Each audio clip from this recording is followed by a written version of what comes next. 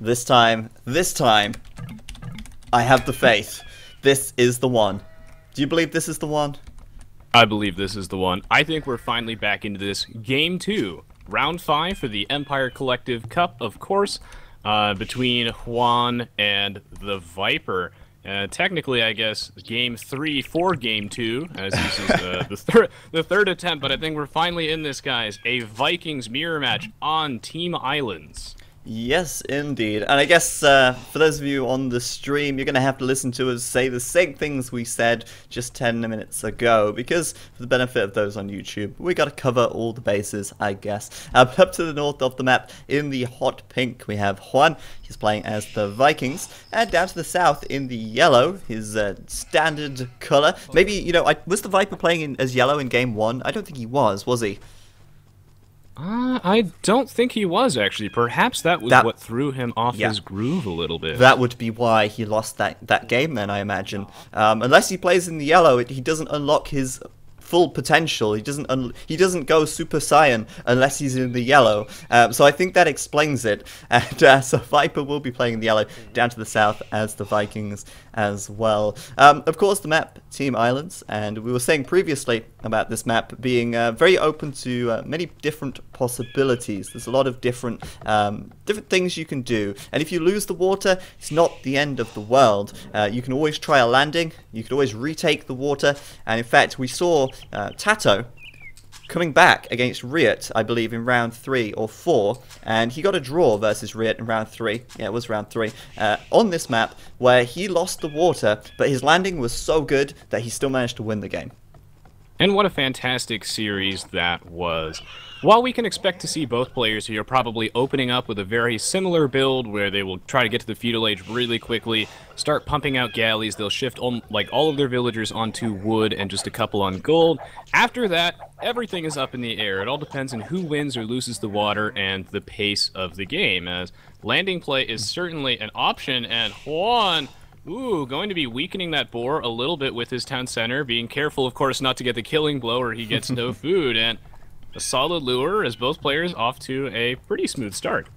Yeah, it looks pretty neck and neck at this point. I'd say Juan's boar location is not as good, and Viper here just bringing his scout over in time against that wolf on the front. I'd say Viper here a lot slower building his dock, obviously delayed by the wolf, having to travel a lot further from his town center as well. And it looks like at the moment Viper's scout might be out of position to take the second boar as well, so we could do that with a villager. Whereas Juan here going to be taking it with a scout. It's these minor differences that can make all the difference. But Juan's scout down to 1 HP. Can he keep it alive as he brings this boar home? Yeah, the early game galley rush is all about execution, so it's going to be whoever can do it just a bit more efficiently. And Juan, oh man, that scout 1 HP gonna bring it on home narrowly. And you're right, the Viper's dock a little bit delayed. His second boar lure also gonna be, a little bit more delayed, but so far so good. No major screw ups here, and both players with their dock gonna be pumping out some fishing ships. Yeah, and Viper's dock slightly better position than Juan's. If we're going to be really nitpicky about it, then Viper will have less travel distance with his fishing ship. But of course, his dock was a little slower, and Juan here should have his second fishing ship out in a good time. He certainly got his first out a little faster in this situation. But right now, I'll be really interested to see how the feudal age goes, because Viper here looks like, since this is his home map, he's going to be looking to do some sick galley micro, get himself up to the feudal age fast, probably even cut a villager here. Look at this, his TC sitting idle. He doesn't want any more villagers. He's had enough. He just wants the feudal age upgrade, and he wants it as fast as possible, to the point where he's willing to let his TC idle and actually go up to the feudal age with 2 less villagers than Juan. Yeah, Juan not actually cutting that vill production is going to go snag himself some loom right now, and we're already off to a very interesting start. As even though both players have the same priority, which is of course compete for control of the water, they both have a very different approach. The Viper willing to take a huge risk, cut some vill production to try and get to the feudal age a little bit earlier, but the difference in feudal times between both players is actually not that big, so we'll have to see if it pays off, as 2 villagers that can really add up over time. The Viper gonna start transitioning all of his villagers off of food and onto wood and gold because the fishing ships will give him enough food income, and he's getting ready to put down that second dock. But will they? I think Viper's in such an awkward position right now. Not only has he cut 2 villagers to get a faster feudal time, but his feudal time isn't that much faster. And the reason why players like to do a really super fast feudal on Team Islands is because the rush distance is so short. So Viper here is hoping he can get a couple of galleys out fast enough to take down Juan's fishing ships before Juan can even get a galley out. That's his plan. But to cut 2 villagers to do that and allow himself to have that much idle time, to only make 3 fishing ships as well, I'm worried about the situation of Viper's economy here, and you know, it could be really awkward for him if he doesn't manage to get enough food. And right now, with only 2 villagers taking gold and an idle villager at that mining camp, I'm worried. Yeah, me too. Is the Viper's economy very, very weak? This feudal age difference, like, it's really not very significant, and by cutting 1 fishing ship and 2 villagers, that could add up to a lot. The Viper, though, is able to get out the first couple of galleys, and you're right, with that short rush distance, that might be enough, so we'll have to see how this plays out. As once the galleys come down, it's going to boil down to some great micro between both players. The Viper going to grab double bit axe, Juan just a little bit behind him, and the first galleys are out, these fishing ships have to back up. They are, and they're looking for those fishing ship kills because they're so important. Juan, though, his first galley's about to come out. Can he get them out fast enough? Can he keep these fishing ships alive? Well, Viper will take 1 down, so they're both on 3 fishing ships. But the difference here is huge because Viper's TC has been idling a lot more than Juan's so far, and Juan should be able to keep food production coming in a little bit better than the Viper in this game. And right now, I don't think Viper's got the reward that he was looking for with that super fast feudal time. I don't think the reward has matched up to the risk that he took. And I don't know, we'll see. He's going in for the fishing ships again. I'm wondering what on earth Juan is doing by leaving them so exposed. Perhaps he's going to try and get Vipers at the same time, and he might just succeed, and that's really going to hurt. Yeah, evening out the fishing ship difference is certainly significant, but even more so, killing all of them will help the Viper at least, you know, get back in this game. And now he has 1 fishing ship over Juan, perhaps Juan a little bit out of position there, and the Viper going to take out all of his fishing ships. This is going to force Juan to awkwardly transition more villagers onto food, and Juan, behind in galley count, has to go run away, and he's lost all of his fishing ships, but look at his response. That's a transport ship. There are villagers inside already. That. He's moving out. Holy shit. I think he's further behind. I think he thinks he's further behind than he is. He's obviously just not that confident here. And obviously Viper off to a blazing fast start. But Juan still in a good position, I think. And obviously with that barracks now coming up on the left side of Viper's island, a very slim chance of Viper finding that. Where's his scout? Oh, whoa, I say a slim chance. There you go. His scout is literally right there. This guy's got all the luck on his side. Unbelievable.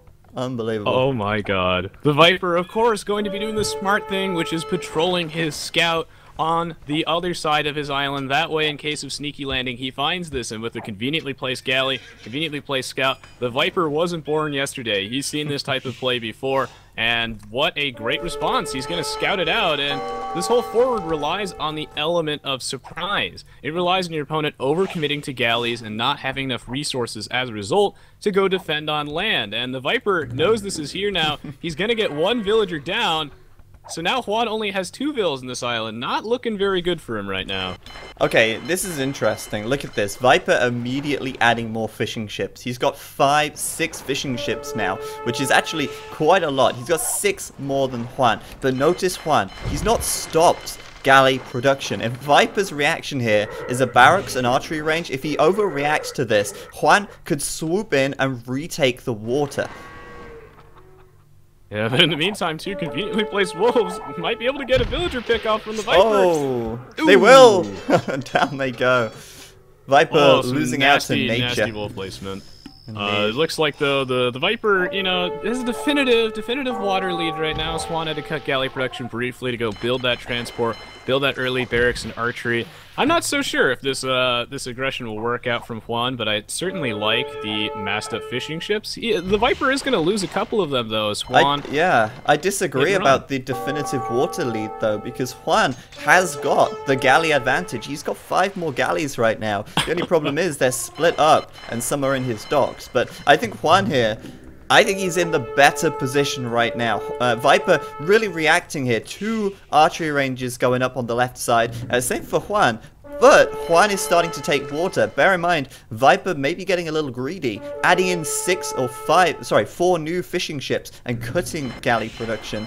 Juan definitely got an upper hand on the water. And right now, it seems like he's got an upper hand on the land as well, with a few more units out already.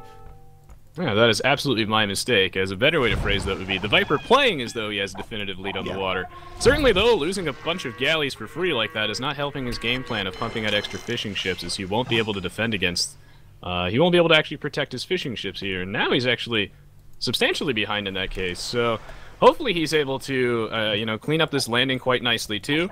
To make up for that, and, you know, he definitely at least has, you know, an extra archer here, 2 extra spearmen. He should be good to go on the land, but the water are actually looking really shaky, and fletching coming out from Juan. Yeah. I do not believe the Viper no fletching is for getting Viper that yet.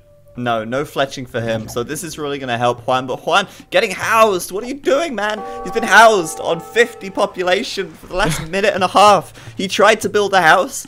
He had attention deficit disorder for about 30 seconds, built another house before the last one finished, and now he's still housed. That's like the worst thing at this level of play. Like, getting housed like this, it just shouldn't happen. And Juan, that hurts. That really hurts. Oh, it certainly does. It's going to set the Viper even further behind. He's trying to take these water fights, but even with some really strong micro, he just has so many fewer galleys that there's no way he can quite win that fight. And Juan actually had some pretty cool micro play there. I don't know if you saw that, but yes, when his villagers were getting chased down by the Viper's archers, he put them inside that transport ship, and with his galleys at the back, Juan able to defend that. He's looking to be in a reasonably good position right now. My god, does Juan need some houses, though. Like, when Juan got housed, he had the same population as Viper. Now Viper has 6 more. That's the difference that getting housed for that long can make. On the water, the numbers are looking fairly similar now. 15 warships for Viper, 16 for Juan. It's pretty close, but Viper taking the lead in eco. He has got 3 extra villagers out at the moment, and obviously that's really going to be helping him out, as he's going to have a little more food income. And if you look at the food difference here, you'll see that Viper, with those extra fishing ships as well, we're going to be able to go up to the Castle Age pretty quickly. Yeah, fishing ships so very efficient at gathering food, and things were looking pretty good for Juan, but all that idle time certainly going to bite him in the butt, as the Viper going to respond with a transport ship play of his own, docking 5 archers on the enemy island, and right now, Juan's saving grace is that even though he's had so much idle time, at least he still has fletching, because the Viper doesn't. He also has padded archer armor. Skirm's moving in to Viper's base. Skirm's going to be really strong against these archers, and the pressure is on both players. Run, Juan, run! This villager's going to get killed so ever so quickly. Though saying that, without fletching, Viper is a lot less effective with these archers. But right now, Juan neglecting to go castle because he's piling everything he's got into this feudal aggression. Obviously, fletching costing 100 food, padded archer armor costing 100 food. He is really committed to this feudal aggression, and with Viper going to castle now, he's certainly not invested as much in military, and Juan will overcome, and he will push the Viper back away from the gold. It's almost like a mini base race situation as Juan scrambles to make an archery range back at home and clean these archers up, and he should be able to do that pretty easily with just a couple of skirmishes since he has the upgrade advantage.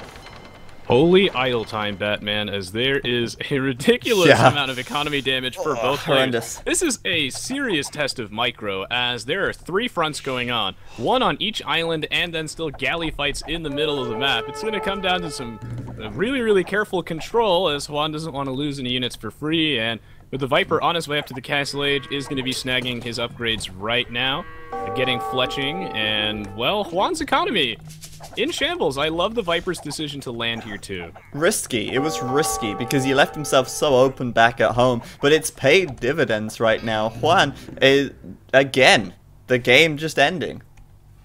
Did Juan call GG and then they came out? Like, they're not waiting for the specs to finish. So we don't know the end of the game because we get kicked out. I can only assume that Juan's called GG when Viper goes castle, because we are 1 minute 30 seconds behind the game time. So yeah, what I assume happened was Viper hit castle, he did crossbow and he won, and then Juan called GG, they went back and they restarted the game, and before we could get to the end, they started the next one, so we were kicked out. No, that sounds about right. With the spectator delay, I think that Juan definitely would have seen the Viper get to the castle age, so I'm assuming that's what happened. It's a shame that we don't know for sure, though.